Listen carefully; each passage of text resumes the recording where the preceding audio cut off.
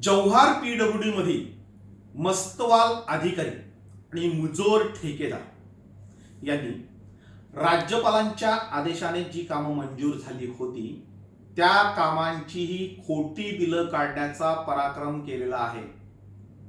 मी खास मशाल चॅनलच्या प्रेक्षकांसाठी माहिती देऊ इच्छितो की माझ्या हातामध्ये 2 GR राज्यपालांच्या सहीच्या आदेशाने जे GR निघाले, जे आदेश निघालेले आहेत, त्या आदेशांमध्ये ज्या पद्धतीने सगळं काही लिहिलंय, जी कामं टाकलेली आहेत, ती जर कामं बघितली तर राज्यपालांच्या नावावरही कशा पद्धतीने गोड बंगाल केलं जातं याचं उत्तम उदाहरण तुम्हाला जव्हार पीडब्ल्यूडी मध्ये पाहायला मिळेल.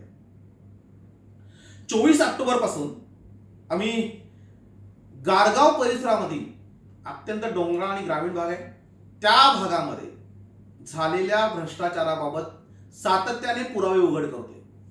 रोज नवीन नवीन माहिती येते, रोज नवीन नवीन कागदपत्र येतात आणि आता कुठे सलग महिनाभर पाठपुरावा केल्यानंतर आता कामं व्हायला सुरुवात झाली. काल मी इशारा दिला होता की 4 दिवसामध्ये विरहेगावचं काम जर सुरू झालं नाही तर आम्ही आमच्या पद्धतीने गुन्हे दाखल करू आणि न्यायालयामध्ये जाऊ. आज सकाळीच त्या कामाला सुरुवात झालेली आहे.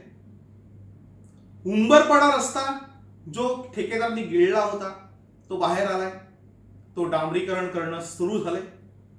म्हणजे जे आधी असं काही घडलेलंच नाही, भ्रष्टाचार झालेलाच नाही, तेच आता घाईघाईत कामं उरकून घेताना दिसत आहेत. आणि हा भ्रष्टाचार संपतो न संपतो, उघडकीस येतो न येतो, तोच आता नवीन भ्रष्टाचार उघडकीस आलाय.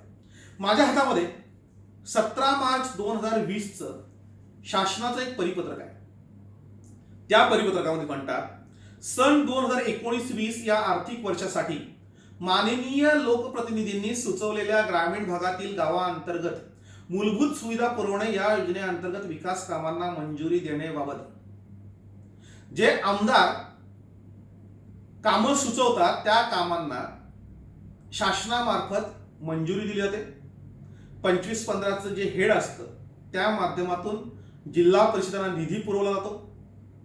गावामध्ये काही छोटी मोठी कामं असतील, 2 लाख 3 लाख 5 लाखापर्यंतची कामं, 10 लाखापर्यंतची कामं, ती कामं ही मंजूर केली जातात. आणि ती कामं मंजूर झाल्यानंतर ती त्यांची बिलं कशी निघतात याचं उत्तम उदाहरण आज आपल्याला पाहायला मिळणार आहे. हे जे परिपत्रक आहे ते आहे 17 मार्च 2020 महाराष्ट्र शासन ग्रामविकास व पंचायत राज विभाग शासन निर्णय क्रमांक विकास 220/प्र/88 योजना -6 म्हणजे राज्यपालांच्या आदेशाने हा निघालेला आदेश आहे आणि त्याच्यामध्ये करोडो रुपयांचा भ्रष्टाचार झालाय. 25-15चं जे हेड आहे म्हणजे माझ्या हातात 2 GR आहेत. त्या 2 GR मध्ये 14 कोटींच्या कामांचा घोळ हा झाल्याचं स्पष्ट झालंय. म्हणजे माझ्याकडे वारंवार निघणारे ते GR सगळे आलेले आहेत. मात्र त्याच्यामधली बरीचशी माहिती किचकट असते, ती आम्हाला कळत नाही. त्याची वर्गवारी सुरू आहे, त्याची माहिती घेणं सुरू आहे. जे ठेकेदारांकडे निवृत्त झालेले भ्रष्ट अधिकारी, भ्रष्ट कर्मचारी जसे कामाला आहेत, तसे आता काही प्रामाणिक अधिकारी, प्रामाणिक कर्मचारी ही सगळी माहिती संकलित करून आमच्याकडे देत आहेत. त्यांना विश्वास वाटायला लागलाय की शरद पाटील हे प्रकरण धसास लावतील आणि म्हणून ते प्रामाणिकपणे 1ही रुपया न घेता स्वतः मेहनतीने हे सगळी प्रकरणं बाहेर काढून ते समजावून सांगतायत. माझ्या हातामध्ये 2 GR आहेत आज, म्हणजे खरं तर एकूण 6 GR आहेत. ती कामं एकूण जी कामं आहेत ती 70 कोटीची आहेत. माझ्या हातामध्ये तपासणी झाली, म्हणजे आमच्याकडे जेव्हा त्यांनी कामं दिली, कामं सांगितली, तेव्हा त्या प्रत्येक गावामध्ये आमची टीम गेलेली आहे, कामं झालीत की नाही ती बघितलेलं आहे. आणि त्याच्यानंतर मी तुमच्या समोर येतोय की कुठे खोटं पडायला नको. म्हणजे आतापर्यंत त्यांनी अनेक प्रयत्न केले, हे सगळं खोटं आहे सांगण्याचं. शेवटी नाक मुठीत धरून त्यांना कामं सुरू करायला लागली. खरं तर त्यांच्यावर गुन्हे दाखल व्हायला पाहिजे होते, अजून काही ते होत नाहीये. कारण याच्यामध्ये वरिष्ठ अधिकारी म्हणजे मंत्रालयापासून तर अधीक्षक अभियंता कार्यालयापर्यंत सगळेच सामील आहेत. त्याच्यामुळे लवकर गुन्हे दाखल होणार नाहीत, पण ते गुन्हे दाखल होतील यासाठी आम्ही सातत्याने पाठपुरावा करतोय. आताचं जे प्रकरण आहे ते पहिलं प्रकरण आहे 7,92,00,000. एकूण कामं आहेत 235. फक्त वाडा तालुक्यामधली नाही आहेत, पूर्ण जिल्ह्यातले. म्हणजे हा भ्रष्टाचार फक्त वाडा तालुक्यामध्ये नाही आहे, हा पूर्ण पालघर जिल्ह्यातला भ्रष्टाचार आहे. जव्हार पीडब्ल्यूडी असेल, पालघर असेल, पालघर पीडब्ल्यूडी असेल, यांच्या सगळ्यांनी मिळून संगनमताने केलेली ही लुटमार आहे. ही 3 लाखांची खिरापत कशासाठी वाटली जाते, कुणाला वाटली ते सगळ्यांना माहिती आहे. आता काम न करता बिलं काढली जातात हे पहिल्यांदाच उघडकीस येत आहे. आणि हे पहिलं उघडकीस आलंय 7,92,00,000. त्याच्यामध्ये वाडा तालुक्यातील एकूण 33 कामं आहेत 1,76,00,000. आता वाडा तालुक्यातली प्रत्येक गोष्ट ही वेगळी असते. त्याच्यामुळे इथेही खूप मोठी पिक्चरच्या स्टोरी सारखी कहाणी इथे आपल्याला ऐकायला मिळणार आहे. आपण जर शेवटपर्यंत हा व्हिडिओ बघितला तुमच्या लक्षात येईल की कशा पद्धतीने राजकीय पक्षांच्या कार्यकर्त्यांची जे निवडणुकीमध्ये प्रामाणिकपणे काम करतात, अगदी घरचं खाऊन उमेदवार निवडून आणण्यासाठी जीवाचा आटापिटा करतात, त्यांची कशी फसवणूक होते हे आपण बघणार आहोत. आता ह्या GR मध्ये काय लिहिलं पहिले वाचू आपण. राज्यातील गावांतर्गत मूलभूत सुविधांच्या कामांसाठी निधी उपलब्ध करून देण्याबाबत अनेक लोकप्रतिनिधींकडून प्रस्ताव शासनाकडे प्राप्त होत असतात. त्या अनुषंगाने लोकप्रतिनिधींनी सुचवलेल्या ग्रामीण भागातील गावांतर्गत मूलभूत सुविधांच्या कामांसंदर्भात संदर्भहीन 2 ते 7 व 9 येथील शासन निर्णय निर्गमित करण्यात आलेले आहेत. या कामांसाठी शासनाने आदेश दिलेले आहेत. सबब सदर शासन निर्णयाद्वारे सन 2019 ते 20 या आर्थिक वर्षात सोबत जोडलेल्या अनुसूचीप्रमाणे पालघर जिल्ह्यातील विकास कामांसाठी सोबत जोडलेल्या अनुसूचीतील 7,92,00,000 इतक्या रकमेच्या कामांस प्रशासकीय मान्यता देण्यात येत आहे. 7,92,00,000 रुपयांच्या कामास ही राज्यपालांच्या आदेशाने, महाराष्ट्र राज्यपाल यांच्या आदेशाने व नावाने हे आदेश पारित झाले. सही आहे उपसचिव महाराष्ट्र शासन मनोज जाधव यांची. ते लिहितात की या संबंधित, म्हणजे पूर्ण GR वाचून दाखवत नाही, महत्वाच्या ठळक घडामोडी ज्या आहेत त्या सांगतोय. याच्यामध्ये लिहिलंय संबंधित अधीक्षक अभियंता सांबा मंडळ यांनी विशेष दक्षता घ्यावी, अन्यथा कसूरदारांवर शासन स्तरावर कारवाई करण्यात येईल. म्हणजे राज्यपालांच्या आदेशाने ज्यांनी कोणी हे पत्र काढलंय, मनोज जाधव उपसचिव, त्यांनाही माहित होतं की अधीक्षक अभियंता स्तरावर कुठल्याही प्रकारची कारवाई होणार नाही. आणि ती कारवाई जर झाली नाही तर ती शासन स्तरावर करण्याचा पर्याय त्यांनी उपलब्ध ठेवला. म्हणजे आमच्या अधीक्षक अभियंत्यांबद्दल त्यांना किती विश्वास आहे. आणि तसंच झालंय. कारण ही 3 लाखांची कामांचं वाटप हे अधीक्षक अभियंता यांच्या कार्यालयातून होते. 2.5 ते 3% घेऊन काही कामं त्यांना माहिती असतात ही सगळी बोगस आहेत, डबल आलेली आहेत.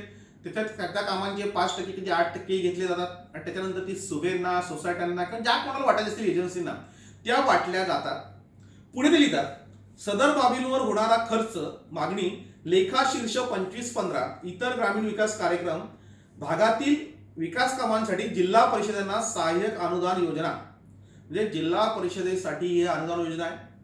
आणि त्याच्यामध्ये 19-20 या चालू वित्तीय वर्षातील तरतुदीनुसार हा खर्च भागवण्यात यावा व त्याच लेखा शीर्षाखाली खर्ची टाकण्यात यावा. म्हणजे कामं जिल्हा परिषद करणार, जिल्हा परिषदचा संबंध आहे, खातं जिल्हा परिषदेचं आहे, मंत्रालय जिल्हा परिषदेच्या वरिष्ठ भाग आहे. आणि तरी सुद्धा ही सगळी कामं अधीक्षक अभियंता कार्यालयामधून PWD कडे दिली गेली. यामागचं नेमकं कारण काय? कारण हेच भ्रष्टाचाराची गंगोत. पहिल्यांदा 2.5 ते 3% घ्यायचे, त्याच्यानंतर खोटी बिलं काढल्यानंतर 5 ते 10% घ्यायचे. आणि त्याच्यासाठी जिल्हा परिषदेकडे ही कामं न पाठवता ती थेट ही कामं त्यांनी PWD कडे पाठवलेत. आता ही वाडा तालुक्यातला होता विषय घेऊ. आता माझ्याकडे वाडा तालुक्याचा आलाय, पुढचा विषय नंतर येणार आहे. याच्यामध्ये जी कामं आहेत 17 मार्च पासूनची परली, घाईपातपाडा, उज्जैनी, विर्हे, गारगाव, कळवंगली, तिलगाव, डाडरे, कुंभिस्ते, मोज, पीक, आंबेपाडा, पिंजाळ, वरई अशी एकूण 45 कामं आहेत 1,75,95,000 रुपयांची. 30 कामं आणि याच्या आधी जी बिलं काढलेली आहेत तीच कामं याच्यामध्ये आहेत. आणि या कामांना म्हणजे कशा प्रकारे मंजुरी मिळवले, कोणी मंजुरी मिळवले याची जर चौकशी केली तर PWDचे सगळे अधिकारी हे जेलमध्ये जातील अशी परिस्थिती. ज्या कोणी आमदारांच्या शिफारशी दिल्यात आणि ज्या कोणी आमदारांनी या शिफारशी देऊन ही कामांची नावं टाकलेत तीच कामं दरवर्षी, म्हणजे 17लाही काम झालं, 18लाही काम झालं, 19ला आलंय, 20ला आलंय, फक्त नाव बदलले. इकडलं तिकडं, तिकडलं इकडं, आणि प्रत्यक्ष गावामध्ये ते काम नाहीये. दुसरी यादी माझ्याकडे आहे 30 मार्च 2021 रोजीची. त्याच्यामध्ये एकूण कामं 200 आहेत, 6,07,00,000 रुपयांची. वाडा तालुक्यामध्ये 33 कामं आहेत, 1,07,00,000 एवढी त्याची रक्कम होते. त्यावेळी म्हणजे जेव्हा 30 मार्च 2021ला त्याचा जो GR आहे, म्हणजे माझ्याकडे 2च GRची जी कामं आली त्याची नावं सगळी पूर्ण त्या GR मध्ये आहेत, त्या कामांची तपासणी केली तर लक्षात आलं की या कामांच्या वर्क ऑर्डर काहींच्या झाल्या, काहींच्या व्हायच्या आहेत, काहींची कामं. म्हणजे एक उदाहरण तुम्हाला देतो. काम नंबर हे 18 काम नंबर, माझ्या फेसबुकवर ही कामांची यादी आहे, मी ती रोज एक एक कामं जाहीर करतोय. वाडा तालुक्यातील पर्ली येथे रोहिदास शेलार यांच्या घराकडे जाणाऱ्या रस्त्यावर पेवर ब्लॉक बसवणे 3 लाख रुपये. एकदा पर्लीला जाऊन या. म्हणजे रोहिदास शेलार आता हे आमदारांचे PA आहेत, खूप मोठी माणसं आहेत, त्यांच्याकडे अनेक लोक जाऊन आलेत. तो रस्ता ऑलरेडी डांबरीकरण झालेला आहे. पुन्हा एकदा 30 मार्च 2021ला त्याच्यावर पेवर ब्लॉक बसवण्याचं काम केलंय. त्याच्या आधी आमदारांच्या PAच्या घराकडे जाणाऱ्या रस्त्यासाठी 4 वेळा बिल काढलेली आहेत. म्हणजे पर्ली पवारपाडा, म्हणजे खरं तर रोहिदास शेलारांचं घर आहे त्याच्या पुढे एक छोटासा पाडा आहे, त्याचं नाव पवारपाडा. त्या पवारपाड्याला जाणाऱ्या रस्त्यासाठी 14,92,487 रुपयाचं बिल काढले. जिल्हा परिषदेने 7,28,214 रुपयांचं बिल काढले. ठक्कर बाप्पाने 3,38,000चं बिल काढले. एकाच रस्त्यावर म्हणजे पर्ली गावामध्ये रोहिदास शेलार यांच्या घराकडे जाणार रस्ता, पवारपाड्याकडे जाणार रस्ता, आदिवासी वस्तीकडे जाणार रस्ता आणि काही लोकांच्या नावाने, ह्या पवाराच्या नावाने, त्या पवाराच्या नावाने अशी करून ही बिलं काढली गेली. आणि हे राज्यपालांनी पारित केलेल्या आदेशांमध्ये ही कामं येत आहेत. म्हणजे माझ्या हातामध्ये जी कामं आहेत त्याच्यामध्ये एकूण वाडा तालुक्यातील पहिल्या यादीतील 45, दुसऱ्या यादीतील 33, एकूण 78 कामं. हे 78च्या 78 कामांमध्ये मोठ्या प्रमाणावर घोळ झालाय. आणि सगळ्यात महत्वाचं म्हणजे आमदारांच्या शिफारीनुसार हे कामं मंजूर झालेले आहेत. ही कामं मंत्रालयातून मंजूर झालेली आहेत. ज्यांनी मंजूर केलेली आहेत त्या उपसचिवांना विनंती आहे, दोन्ही जे उपसचिव आहेत त्यांना, का मेहरबानी करा आणि तुमच्या सहीने जेव्हा कामं तुम्ही टाईप करताय, तुम्ही सही करताय, अभिजित तेलवेकर कार्यसन अधिकारी महाराष्ट्र शासन हे एक आहे, आणि दुसरे जे आहेत या दोघांनाच विनंती करतो, बाकीच्यांना मी नंतर विनंती करणार आहे कारण दोघांच्याच हातात आहे. मनोज जाधव उपसचिव महाराष्ट्र शासन, तुम्ही जेव्हा ही तुमची कामं टाकताय तेव्हा आधीच्या यादीतील कामं चेक करा. आता सगळं ऑनलाईन झालंय. ऑनलाईन मध्ये जर गावाचं नाव टाकलं तर गावामध्ये किती कामं शासनाने आधी केलेली आहेत, नाही केलेली आहेत त्याची माहिती मिळते. तिथील ज्युनियर इंजिनियर असतील, तुमच्या पेडूचे अधिकारी असतील, जिल्हा परिषदेचे अधिकारी असतील, त्यांना विचारा या गावात खरोखर कामाची गरज आहे का. तुमच्या लक्षात येईल की तुमच्या सहीने करोडो रुपयांचा घोटाळा हा पालघर जिल्ह्यामध्ये कसा सुरू आहे. आणि म्हणून माझी मागणी आहे की 25/15ची जी कामं ज्या दिवशी हे हेड सुरू झालंय त्या दिवसापासून आतापर्यंत चौकशी करा आणि कशा पद्धतीने 3 लाख 2 लाखाची खिरापत वाटली जाते आणि कशा पद्धतीने त्याच्यामध्ये भ्रष्टाचार होतो हे तुमच्या लक्षात येईल. आजचा विषय आहे वाडा तालुक्यातला. आमदारांच्या शिफारीनुसार ही कामं मंजूर झाली. ही कामं मंजूर करताना मंत्रालयामध्ये पैसे दिले जातात, द्यावे लागतात, असं आमदारांच्या खासमखास माणसाने, आता तो भडवा कोण हे मी सांगायची गरज नाही, त्यांनी कार्यकर्त्यांना सांगितलं. अगदी प्रसादासारख्या जशा वर्क ऑर्डर वाटतात तशा प्रसादासारख्या वर्क ऑर्डर वाटल्या आणि सगळ्या कार्यकर्त्यांना खुश करण्याचा प्रयत्न केला. प्रत्येकाच्या हातामध्ये, कोणाच्या हातामध्ये 3 लाखाचं काम, कोणाच्या हातामध्ये 8 लाखाचं काम, कोणाच्या हातामध्ये 5 लाखाचं काम. ही सगळी कार्यकर्ते मंडळी खुश झाली. काम देताना त्यांना सांगितलं की आम्ही तुम्हाला डायरेक्ट वर्क ऑर्डर आणून देऊ, मंत्रालयातून काम मंजूर करून देऊ, तुम्हाला प्रशासकीय मान्यता घेऊन देऊ. सुरुवातीला आपल्याला 7% द्यावे लागतील, 7%. सगळ्या कार्यकर्त्यांकडून, म्हणजे अपवाद काही असतील ते नसतील, पण 7% रक्कम ही कार्यकर्त्यांकडून वसूल केली गेली. जर त्या पक्षाच्या वरिष्ठ नेत्याने आपल्या कार्यकर्त्यांना बोलवावं, त्यांना विचारावं तुला कोणतं काम मिळालंय आणि त्याच्याकडून किती टक्के घेतले. आता हे पैसे टक्केवारी ही उघडकीस आली नसती. ही सगळी ठेकेदार मंडळी आता काय यायला लागले, नव्याने ठेकेदार बनवू इच्छा नाही, कारण त्यांच्या नावावर घेतलेली कामं, त्यांना दिलेली कामं, त्याची बिलं निघालेत आणि यांची बिलं निघालेली नाहीत. ही खूप किचकट गोष्ट आहे. म्हणजे बघा काय केलं, ही कामं मंजूर करून आणली, एक वर्क ऑर्डर दिली गेली, त्या माणसाने ते काम केलं, काहींची कामं करायची आहेत, काहींची कामं झालेली आहेत. ज्यांनी कामं केली दुसऱ्या वर्क ऑर्डरवर त्याचं बिल निघालं गेलं आणि ज्यांनी ऍक्च्युली काम केलंय त्याचं बिल आजही पेंडिंग आहे, त्याला बिल मिळालं नाही.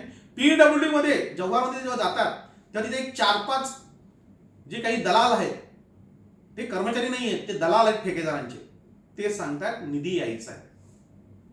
मी हे सगळ्या ठेकेदारांना सांगतोय, ज्यांनी ज्यांनी ही कामं घेतली सुभेच्या नावावर किंवा इतरांच्या नावावर आणि नव्याने ठेकेदारी उतरू पाहतायत, तुमची चक्क फसवणूक झाली. या संदर्भात आमच्या टीमने, मशालच्या टीमने पूर्णतः चौकशी केलेली आहे. या सगळ्या कामांची बिलं, सगळेच कामांची नाही, जवळजवळ 54 कामांची बिलं ही निघालेली आहेत. काही कामांची बिलं 78 पैकी 54 निघालेत, उरलेले कामांची बिलं ही निघायची आहेत. पण ही 54 कामांची बिलं, कामं तुम्ही केले, बिलं दुसऱ्यांनी काढलेत. आता कोणी काढली असतील, कशी काढली असतील ते तुम्ही बघा. त्यांचं म्हणणं आहे निधी नाही आहे या कर्मचाऱ्यांचं. प्रत्यक्षात 25-15च्या हेडला मंजुरी शासनाची मिळाल्याशिवाय ती कामच मंजूर होत नाहीत आणि 31 मार्च पर्यंत त्याचे स्पष्ट आदेश आहेत. तुम्ही जर तो आदेश वाचला, म्हणजे माझ्या फेसबुकवर तो आहे, तर त्यांनी सांगितलंय की या मंजूर कामांचा कार्यारंभ आदेश हा शासन निर्णयात नमूद कालमर्यादेत म्हणजे 31 मार्च पर्यंत द्यावा जावा. या कालावधीनंतर कार्यारंभ आदेश दिल्याचे निदर्शनास आल्यास संबंधितांवर कारवाई करण्यात येईल. आणि हा जो खर्च आहे तो 31 मार्च 2021 पर्यंत झाला नाही तर अखर्चित निधी शासनाच्या कोषागारात जमा करावा. म्हणजे 31 मार्च 2021 ला हा 100% खर्च हा झालेला आहे. हे शासन निर्णयामध्येच आहे. कुठलाही जव्हार पीडब्ल्यूडीचा निधी परत जात नाही. आलेला निधी हा त्याच रात्री 31 मार्चला निधी येतो ना, 31 मार्चला सगळी कामं पूर्ण होतात. हा पीडब्ल्यूडीचा इतिहास आहे. कुठलाही पैसा परत गेलेला नाही. गेली ही सगळी पोरं, 54 पोरं आहेत, 54 पोरांनी जी कामं घेतली ती आहे, ती सतत पीडब्ल्यूडी मध्ये जातात. ज्याने यांना कामातली त्यांच्याकडे जातात, ते सांगतात निधी यायचा आहे. मित्रांनो, तुमची फसवणूक होते. हे सगळं प्रकरण काढल्यानंतर त्यांना सांगण्यात आलंय की शरद पाटीलने हे सगळा भ्रष्टाचार बाहेर काढला आणि म्हणून तुमची बिलं अटकलेली आहेत. आज माझ्या विरोधात ही पूर्ण ठेकेदार लॉबी उभी करण्याचं काम केलं जात आहे. म्हणजे खरं तर आता नव्याने एक ठेकेदार संघटना स्थापन झालेली आहे. त्या ठेकेदार संघटनेच्या कालच्या मीटिंगमध्येही सांगण्यात आलं की शरद पाटील हे आम्हाला त्रास देत आहेत, ते प्रकरण नवीन काढतायत. तर त्याचे अध्यक्ष जे योगेश पाटील त्यांनी सांगितलं की हे सगळं आधीचं प्रकरण आहे आणि जर खोटं असेल तिथे काय आम्ही कोणाच्या पाठीशी उभं राहणार नाही. ठेकेदार संघटना तिथे उभं राहणार नाही. खरं ते खरं, खोटं ते खोटं. शरद पाटील खोटं बोलत असेल तर आम्ही नक्की त्यांना जाब विचारू, पण शरद पाटील जर खरं बोलत असेल तर आम्ही त्यांच्याबरोबर राहणार नाही, ठेकेदारांच्या बरोबर राहणार नाही. आता माझी विनंती आहे ठेकेदार संघटनेला की ही जी सगळी पोरं 7% घेतलेले आणि यांनी कामं केलेली आहेत, ज्यांनी कामं केलेली आहेत त्यांना पीडब्ल्यूडीने त्वरित बिलं देण्यात यावी. कारण आता 10 कोटीचा निधी येऊन गेला आणि हे 10 कोटी तात्काळ वाटले गेलेले आहेत. 31 मार्च रोजी, त्याच रोजी सगळी बिलं निघालेली आहेत. 54 कामांची बिलं निघाली जी कामं झाली होती. म्हणजे एकाने काम केलं, दुसऱ्याने बिल काढलं. आता ह्या पहिल्याचं काम जे आहे त्यांनी केलंय त्याचं बिल पीडब्ल्यूडी पडलंय आणि तिथले अधिकारी त्यांना चक्क खोटं बोलतायत का निधी आलेला नाही. ते 2 वर्ष वाट बघतील आणि त्याच्यानंतर ही बोगस बिलं काढण्याचा प्रयत्न करतील. मात्र त्यांचा तो डाव फसलाय. आत्ता बोगस बिलं जव्हार पीडब्ल्यूडी मधून निघणं शक्य नाही. या सगळ्या कामांच्या चौकशा लागलेल्या आहेत. स्वतः मी राज्यपालांना पत्र लिहिलंय, राज्यपालांना आवाहन केलेलं आहे की एकदा ही चौकशी होऊन जाऊ दे. तुमच्या आदेशाने जे कोणी या उपस्थितीत सह्या करतात ते नेमकं किती पैसे घेऊन या ऑर्डर काढतात याची ही चौकशी करा. आणि प्रत्यक्षात म्हणजे त्यांनी जी कामांची लिस्ट दिली म्हणजे राज्यपालांना ही विनंती आहे आणि त्या बांधकाम खात्याच्या जे कोण मंत्री त्यांनाही विनंती, ही सगळी कामं आहेत. आता समजा ही एकूण जी कामं आहेत त्यांची जी आकडेवारी आहे ती आहे 200. म्हणजे 17 मार्चला 200 कामांची तुम्ही ऑर्डर काढले. 200 कामांपैकी पहिलं काम कोणतंही घ्या, 12 नंबरचं घ्या, 81 नंबरचं घ्या, 110 नंबरचं घ्या, 178 नंबरचं, रॅन्डमली तुम्हाला जे वाटतील ती कामं घ्या आणि फक्त 10 कामं तपासा. 200 मधली 10 कामं कोणती पण तपासा जागेवर मिळाली तर पाहिजे ती पैसे झाले. कारण ह्या सगळ्या कामांच्या संदर्भात ग्रामस्थांनी येऊन तक्रारी केलेल्या आहेत आणि म्हणून या कामांची चौकशी होणार आहे. म्हणून वाडातालुक्यातील जे कोणी ठेकेदार आहेत ज्यांनी ही कामं घेतलेत त्यांनी भ्रमात राहू नये. तुमच्या नावावर कामं झालेली आहेत, तुमची फसवणूक झालेली आहे आणि ती फसवणूक होणं गरजेचंच होतं. कारण निवडणुकीसाठी तुम्हाला ही पत्र दिली होती, निवडणूक झाली, तुम्ही मतदान केलंय, आता तुमची गरज त्यांना उरलेली नाही आणि म्हणून तुम्हाला वापरून फेकून दिलंय. एकदा वास्तव समजून घ्या आणि मग शरद पाटील आमचं नुकसान झालं हे सांगा. तुम्ही कामं केलेत, तुमची बिलं तिथे पडलेली आहेत. ही कामं आता बोगस निघणार होती, मात्र ती कामं बोगस निघणं आता शक्य नाही. त्याच्या चौकशा सुरू झाल्यात आणि म्हणून त्यांनी ही बिलं काढलेत. त्यांच्याकडे जाऊन बसा आणि त्यांना विचारत जा काय झालंय. ते काय सांगतात की निधी यायचा आहे, मंत्रालयामध्ये पैसे दिल्यानंतर निधी येतो, त्यांच्या खोट्या कामाला निधी येतो, तुम्ही कामं केलेली आहेत त्यांना निधी येत नाही. हा काय प्रकार आहे एकदा त्यांना विचारा. आणि म्हणून तुमची जी बिलं निघणार आहेत ती बोगस बिलं निघणार आहेत. कारण एका कामाची 2-2 वर्षांनी 30-30 बिलं काढण्याची प्रथा ही जव्हार पीडब्ल्यूडी मध्ये. आता ही जी कार्यकर्त्यांनी जी कामं केली त्या सर्वांनी एकदा स्वतःच मीटिंग घ्यावी. तिथले जे कोणी अधिकारी असतील त्यांना विचारावं आमच्या बिलांचं काय झालं. न केलेल्या कामांची बिलं निघतात. मी अनेक उदाहरणं दिली. 24 ऑक्टोबरपासून माझे सगळे व्हिडिओ बघा. किती कामं झालीत आणि किती जी कामं झालेलं नाही त्यांची तुम्ही बिलं देता आणि जी कामं झालीत त्यांची बिलं देत नाही. ज्यांनी कामं केले त्यांना कोणाचंही बिल निघालेलं नाही. कारण ते देताना 2%, 3% तिथल्या कार्यकारी अभियंत्यांना देतात. यांना 35%, 40% खायची सवय आहे. त्यामुळं तुमची कामं जी आहेत ती बिलं निघणार नाही. कारण यांना 35% दिला आणि तुम्ही कामं केली आहेत त्यामुळे 35% तुम्हाला द्यायचा प्रश्नच येत नाही. तुम्ही काही देऊ शकणार नाही. तुम्ही सगळे कर्जबाजारी होणार आहात आणि म्हणून कधीतरी शहाणपणा केला पाहिजे, शहाणपणा दाखवला पाहिजे. जर आपल्याला अन्याय होत असेल तर आवाज उठवला पाहिजे. पीडब्ल्यू जाऊन जा विचारलं पाहिजे का निधी आला होता, आम्ही कामं केलेत, आमच्या कामांची बिलं का निघालीत नाहीत आणि जी कामं झालेली नाहीत त्यांची बिलं का निघाली. आणि म्हणून त्या भ्रमामध्ये राहू नका. शरद पाटील प्रकरण काढलं म्हणून बिलं निघत नाही. उलट शरद पाटीलचं म्हणणं आहे, ठामपणे सांगतो ज्यांनी कामं केलेत त्यांना बिलं निघाली पाहिजेत.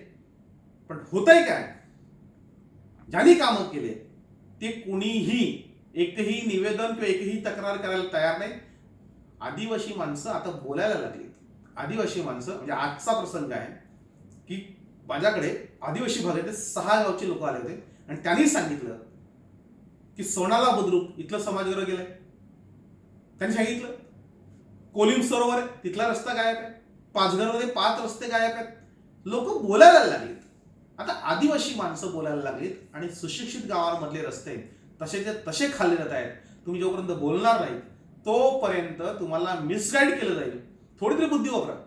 माझ्याकडे GR पाहिजे तुम्ही घेऊन जाते. GR शासनाचा स्पष्ट आदेश आहे, निधी मंजूर आहे, 31 मार्चपर्यंत खर्च करायचा आहे आणि तो खर्च झालेला आहे त्याच कामांसाठी. कारण कामांची लिस्ट आहे, त्याच कामानुसार तुम्हाला खर्च करायचा आहे. तो खर्च झालेला आहे मात्र तो तुम्हाला मिळालेला नाही. 2 वर्षांनी पुन्हा आमदार पत्र लिहितील, तीच कामं नावं बदलून येतील आणि मग तुम्हाला बिलं देण्याचा प्रयत्न होईल. मात्र तो आता होणार नाही, ते होणं शक्य नाही. जव्हार पीडब्ल्यूडीचा बाजार उठलेला आहे. तिथे किमान आत्तापर्यंत 700 ते 800 कोटीची बिलं पेंडिंग आहेत. CRSRची योजनाच बंद झाले तरीही त्याची बिलं अजूनही काढतायत, त्याची बिलं अजूनही देणं सुरू आहे. ही जी 700-800 कोटीची बिलं ते पडलेली आहेत त्याच्यापैकी कुठलंही काम किंवा कुठलंही बिल आता निघणं शक्य नाही. खरं असेल तर तुम्ही तुमच्या ताकदीने भांडून ते काम मिळवा, ते बिल मिळवा. मात्र जर ते खोटं असेल तर तुम्हाला बिल निघणं शक्य नाही. आता जनजागृती प्रचंड झालेली आहे. रोज माहितीचे अधिकार ते पडतायत, रोज लोक माहिती घेत आहेत आणि लोक जागृत झालेत.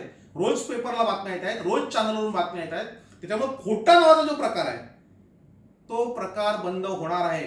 आता आम्हीच पत्र लिहिलंय, मी मागणी करतोय राज्यपालांकडे की ही पत्र जी दिली गेले ही बोगस पत्र, कारण बोगसच काम आहे.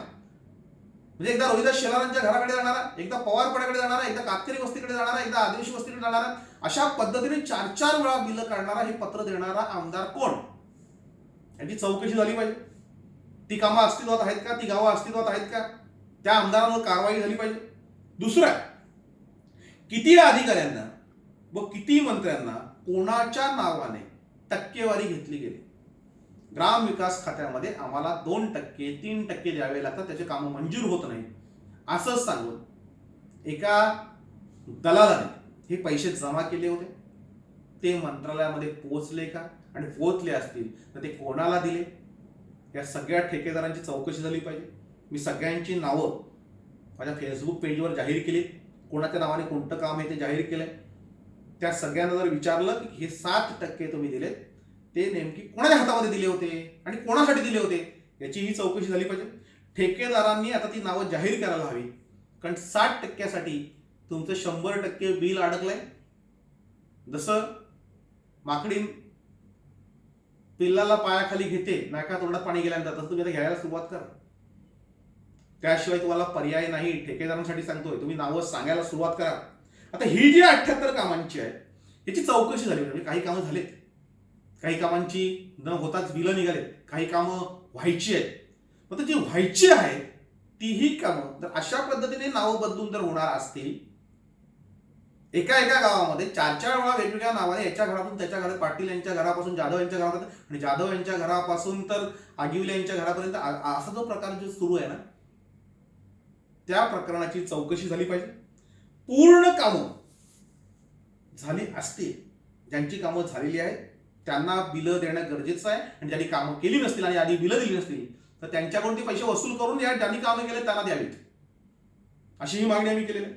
त्याच्यानंतर हे जे सगळं काम आहे, हे 3 लाखाचं, 2 लाखाचं, 5 लाखाचं, हे आमदार खासदारांच्या बरोबर फिरणाऱ्या कार्यकर्त्यांसाठी चरण्याचं एक कुरण आहे.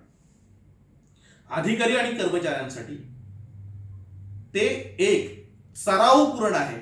आणि 100%ची खोटी बिलं फक्त पीडब्ल्यू मध्ये निघतात. जव्हार बाकीच्या ठिकाणी निदान कामं केली जातात. जव्हार पीडब्ल्यू मध्ये 25-15चा जो घोळ आहे तो प्रचंड आहे. आणि म्हणून आतापर्यंत मी 2015 पासून, कधी खरं तर ती योजना कधी सुरू झाली, त्या 25-15ची तेव्हापासून आतापर्यंत या कामांची चौकशी झाली पाहिजे अशी मागणी करतोय. सगळ्या ठेकेदारांना विनंती करतोय की याच्या पुढे असा प्रकार, म्हणजे काम न करता बिलं काढण्याचा प्रकार कोणाच्याही भरोशात करू नका.